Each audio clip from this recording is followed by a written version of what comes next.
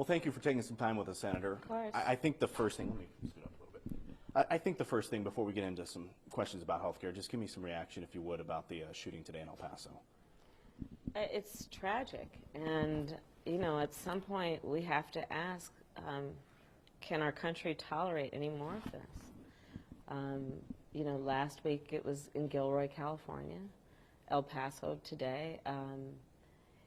This violence has to stop, and we who are leaders have to take action. The American people want it. They deserve it. We need reasonable gun safety laws in this country. I reject the false choice that says you're either in favor of the Second Amendment or you want to take everyone's guns away. That's just a false choice. I support the Second Amendment, and I support the need for universal background checks and a renewal of the assault weapons ban. In fact, when elected, I will tell you, I plan to take executive action if Congress will continue to fail to act. Because here's the bottom line. There are children every day in America, and Nevada knows this more than anyone. Nevada that experienced the worst in history.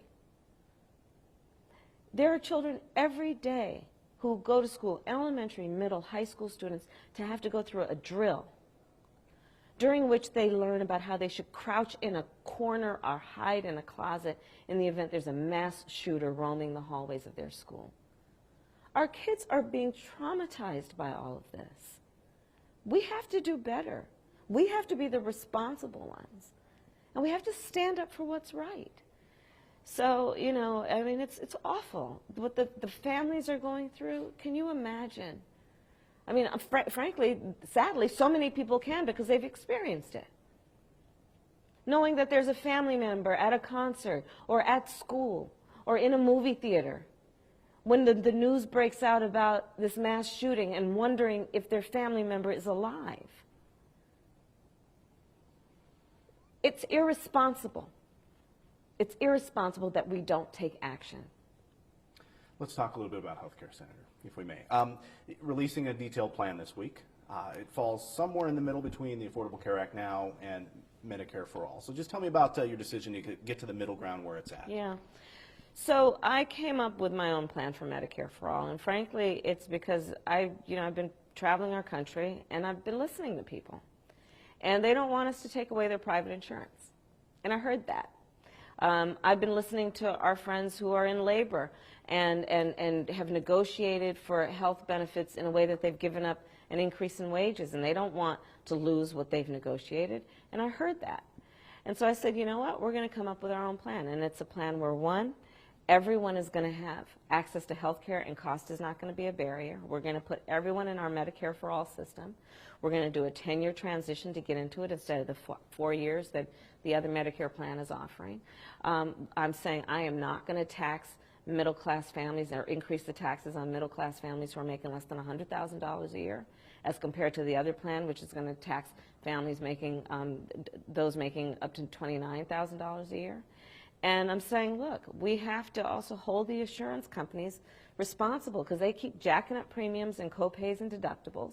And even people who have insurance can't afford to receive the health care they want because they know they'll be out of pocket $5,000.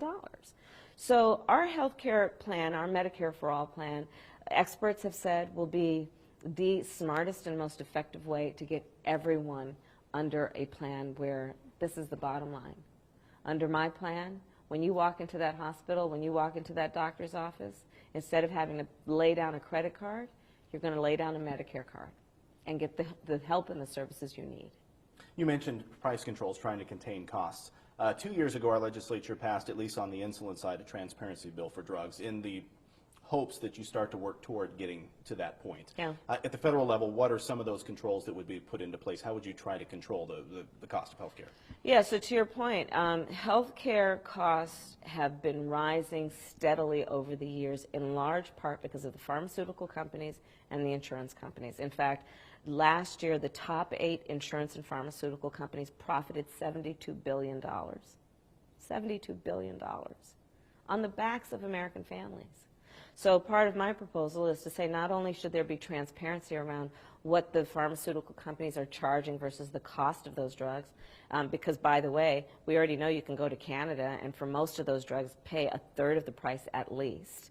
So they're selling it to other countries cheaper than they're selling it to American families. And the American government needs to get a control over that and say, wait a minute, we're going to protect our people.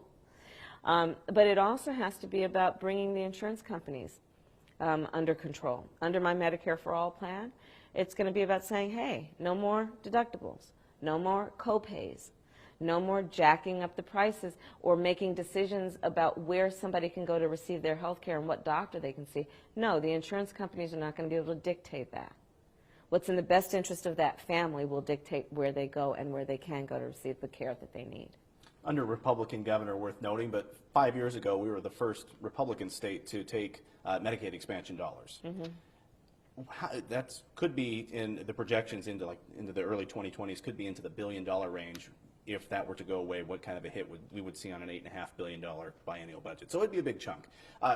Any idea how that would affect Medicaid expansion money? Would that be in jeopardy, or would this offset the need to have that? It would offset the need to have it, because it automatically folks in Medicaid are going to transition into my Medicare for All system. And automatically, when we put it in place, babies born are going to automatically come into our Medicare for All system. And, you know, almost 4 million babies a year are born in America. So immediately people are going to get the benefit. And equally important, we're going to expand what is currently covered by Medicare. So, for example, vision and dental and hearing aids, which you talk to our seniors are so expensive, all that will be covered. So we're going to expand coverage, and we're going to also immediately start folding people into the system, including Medicaid recipients. Just selling the plan, you're working to sell it obviously to the American people. Nevadans that say, hey, maybe we want to keep the health care we have, you address that partially, but how are you selling it to Nevadans? Well, what I'm saying to Nevadans is I hear you, and I heard you, and in fact it was the conversations I had with so many Nevadans that was a large part of coming up with my own plan. Because I heard from people who said, hey, I want the option of having a private plan instead of only a public plan, and I heard that. And so under my plan, you do have that option. But you also have what you also have asked me for, which is that the insurance companies are not going to be able to drive the game and create the rules. Instead, they're going to have to play by our rules, or they don't play.